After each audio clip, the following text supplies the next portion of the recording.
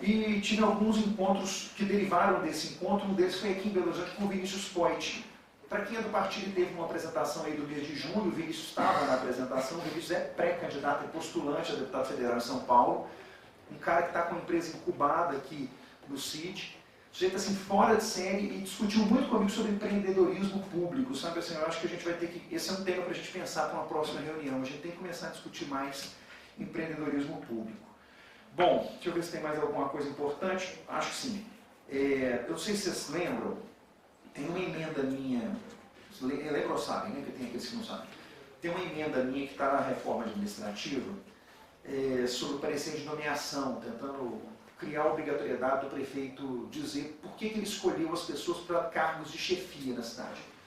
Quando eu apresentei essa ideia para o prefeito, ele achou muito bacana, depois eu apresentei para o vice-prefeito, ele achou muito bacana, apresentei para o André Reis, ele falou que achou muito bacana, e hoje eu fui chamado da prefeitura para dizer que eles vão vetar a proposta.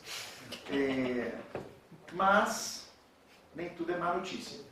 Se comprometeram a vetar a proposta, em parte, e fazer um decreto na sequência para regulamentar exatamente o que a gente propôs, com duas limitações, com as quais eu não concordo, mas que eu entendo. Então, na verdade, eu fui chamado lá para anunciar para o anúncio do veto, mas saí de lá com um compromisso de que vai ser aplicado. E aí, como é que é política? Esse lugar realmente é um espaço nojento.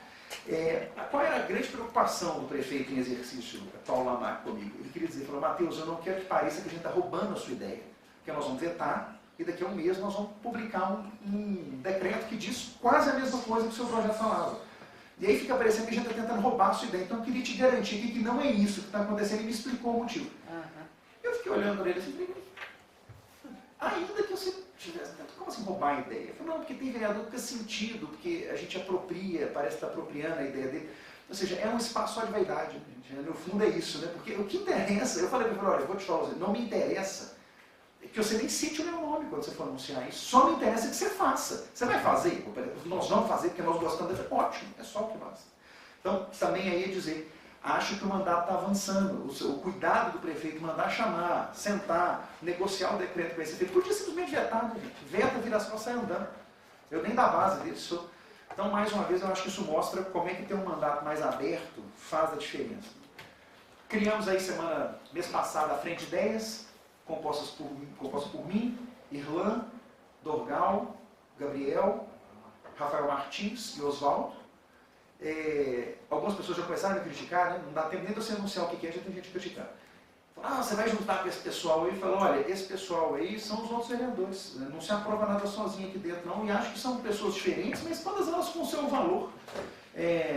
Nós vamos ter que construir grupos, gente. O Novo não vai sobreviver isolado, só com os eleitos pelo Novo, não. Então, assim, eu estou muito feliz com as iniciativas que a gente está defendendo em conjunto. Não tem nenhum compromisso de votar tudo junto. O compromisso é, aquilo em que a gente tiver de acordo, a gente defende em conjunto. Hoje, o Gabriel apresentou, por exemplo, um projeto de PTU verde, falando de quem tem célula fotovoltaica, quem tem caixa de reuso de água. Então, essas pessoas merecem um incentivo com desconto de PTU para manter esse tipo de equipamento. Gente, a ideia é ótima.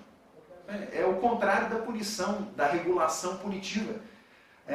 Os liberais têm que defender isso, né? Se o Estado quer intervir, então que ele venha com sanção premial. Ele me dê benefício porque eu fiz o que ele queria. E não me puna porque eu não obedeci o que ele queria, porque eu faço com a minha propriedade o que eu quero. Agora, se ele quer que eu faça alguma coisa, ele pode me dar um prêmio. Ele me dá um prêmio e eu analiso. E aí conto para vocês uma experiência que eu ouvi em Iowa essa semana, eu fiquei assim, abismado. Estou falando que a gente devia adotar isso nesses termos, não, mas parem para pensar como é que é diferente a lógica da lógica brasileira. Em Iowa não existe área de reserva permanente, na beirada de rio. Mas se o fazendeiro se dispuser a não plantar naquela área, ele recebe uma indenização anual do Estado.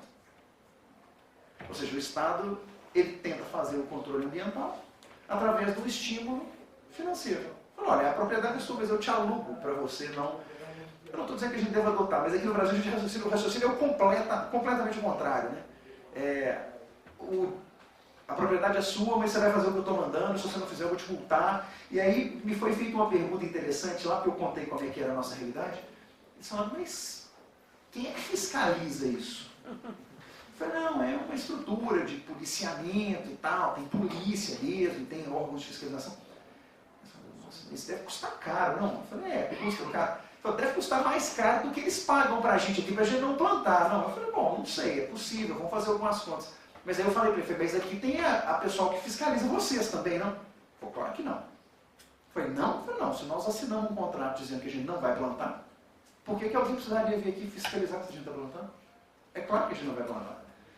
Aí eu falo, bom, então não é só o político que a gente tem que mudar no Brasil, né? Porque aqui no Brasil, eu acho que se não tivesse a fiscalização, todo mundo ia plantar na área. Então, você vê como é que é uma questão de romper com cultura, né? E isso é um processo que talvez leve alguns anos. Eu não sou um grande elogiador dos Estados Unidos, não, mas eu acho que a gente precisa pelo menos abrir a cabeça para olhar para os problemas por um outro ângulo. Bem, só para fechar, nós tivemos aí a questão dos camelôs, vocês assistiram, acho que está claro para todo mundo a minha posição, de que passeio público não é lugar de desenvolver atividade comercial, não tem nada a ver com liberdade de desenvolvimento de atividade comercial, todo mundo é livre. Mas não pode ser tampando o espaço público, que é o único lugar que o pedestre tem para caminhar no centro. Né? Então tem que arranjar outra solução. Que seja feira livre, né? Em outro lugar que não seja em cima da calçada de circulação, na área mais adensada de circulação de pedestres da cidade. Então acho que foi positivo. E acho que isso basicamente fecha a atuação desses últimos dias aí, desde a última reunião. Eu queria só chamar a atenção para o fato de que nós estamos fechando o segundo ciclo de análise de leis do projeto de revogação. Então agora já vamos para 2.200, Vitor? 2.200 leis analisadas. No primeiro bloco nós chegamos a 70% de leis que mereceriam revogação ou consolidação. Tudo bem que à medida que as leis vão ficando mais novas, que a gente está vendo de trás para frente, esse número tende a cair um pouco. Mas eu estou numa expectativa muito positiva. E aí, volto a dizer como é que as coisas são. Hoje, na hora que eu estava saindo da sala do vice-prefeito, com essa notícia de que eles iam dar o veto, mas que iam fazer o decreto, o técnico que foi me dar essa notícia virou e falou assim, mas eu tenho uma coisa para te falar. Eu queria que você me chamasse lá para discutir esse negócio da revogação, porque eu estou super entusiasmado para ajudar vocês a revogar um monte de lei. Aí eu volto a dizer, gente, essas coisas contaminam o ambiente político. É por isso que é importante que a gente venha, conte para os outros e tente multiplicar esse tipo de iniciativa. Bom, termino contando para vocês que eu apresentei algumas emendas à LDO. Você sabe o que é LDO? Lei de Diretrizes Orçamentárias? Vocês pensarem no orçamento, o orçamento funciona assim. Eu tenho o PPAG, que é o Plano Plurianual, eu tenho a LDO, que são as diretrizes, e aí a LOA, que é a Lei de Orçamento propriamente. O PPAG é 2 ou 4 anos, aqui é 4, depois a LDO para o ano e a LOA para o ano. Qual que é a lógica? Qual dessas leis eu tenho que fazer primeiro? O PPAG, óbvio, né? Só que não, a gente fez aqui a LDO primeiro, então nós estamos fazendo a LDO, depois vai vir o PPAG e se a gente der sorte, a gente aprova eles antes de aprovar a LOA, né? Se der sorte, senão a gente aprova a LOA antes. Mas sobre a LDO, eu acho que vale a pena, não sei se vocês viram ontem, tinha um artigo meu no jornal, falando que eu estou pedindo, eu fiz 2 emendas, na verdade, mais graves. Uma para proibir aumento de impostos no próximo ano em Belo Horizonte, porque é uma tentação enorme, né, do prefeito. O prefeito está com um déficit grande no orçamento, então muito melhor do que cortar é aumentar imposto. Então, a gente tentar passar uma proibição, porque na LDO já fica dito que não pode se contar com receita adicional tributária. Vamos ver como é que vai ser a reação dentro da casa. E uma outra sugerindo que a gente reduza o número de prioridades. A prefeitura elencou 10 prioridades para o próximo ano. Olha, sinceramente, 10 prioridades. Então tudo é prioridade. E onde tudo é prioridade, nada é prioridade. Quem tem 10 prioridades não tem prioridade. Então eu estou sugerindo que se reduza a 3 prioridades: saúde, educação e segurança. É só isso. É prioridade essa. Mas não vai gastar dinheiro com o resto? Não é isso que nós estamos discutindo, o que é prioridade. O que é política prioritária? Onde é que deve estar o esforço de desembolso e de acompanhamento. Eu fico muito assustado com a falta de compromisso desse tipo de documento. Não é para contemplar todo mundo. Então o documento é uma peça de ficção. Então realmente tem razão quem diz que no Brasil o orçamento é peça de ficção. Porque na hora que você faz a LDO, listando 10 prioridades. Vamos estar lá, vamos ver como é que vai ser a discussão sobre isso nos próximos dias. Estou preparando 3 emendas para o projeto Escola Sem Partido. Até mandei digitalizar para te entregar agora, se eu tinha me pedido. Só para quem não conhece o projeto, acho que esse projeto é um projeto que vai ter muita discussão a respeito dele ainda. O projeto da Escola Sem Partido é um projeto que tenta vedar o uso do palco do professor como palco de ideologização, seja ela política, seja ela de outro cunho qualquer, religioso. Agora, eu tenho de dizer assim, essa proposta tem uma coisa que me incomoda um pouco, ela vem carregada para a Câmara de uma carga religiosa muito pesada.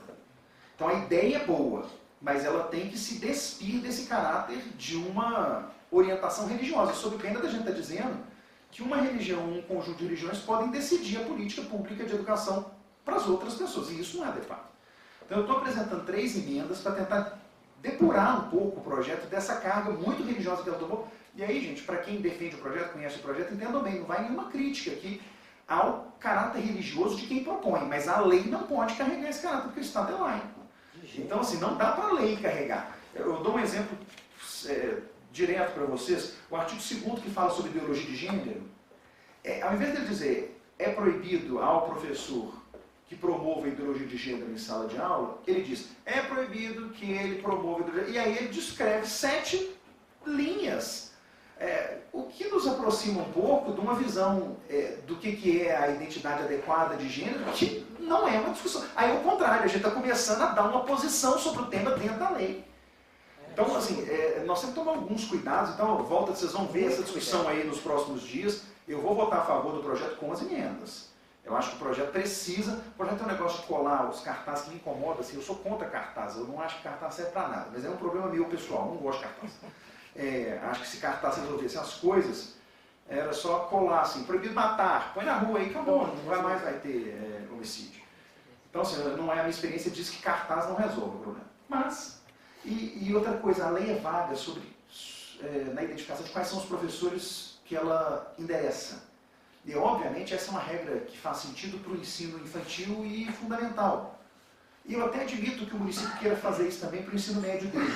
Agora, do jeito que ele põe lá, parece que as universidades não podem ter discussões de cunho ideológico. E aí, gente, sinceramente, o mundo acabou, né? Porque se a gente não conseguir ter essa discussão dentro da universidade, que é uma coisa é o professor aproveitar da sua posição na escola infantil, na escola básica, em que o interlocutor dele não tem condição de contra-argumentação. Outra coisa é virar e falar, não, o ambiente hermético, em lugar nenhum do mundo isso pode ser feito.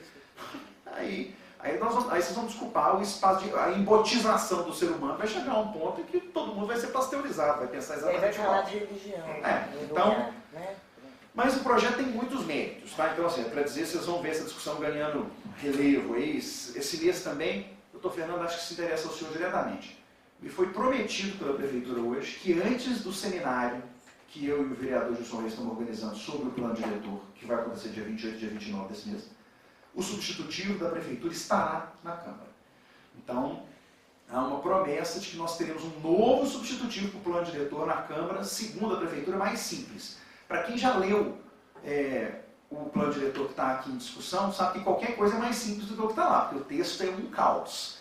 Eu não sei exatamente o que a Prefeitura quer dizer com mais simples, tem que esperar para a gente ler para ver o que vem. E estamos aí começando o aquecimento para a apresentação nos próximos dias da lei de restrição à publicidade e propaganda pelo Poder Público em Belo Horizonte.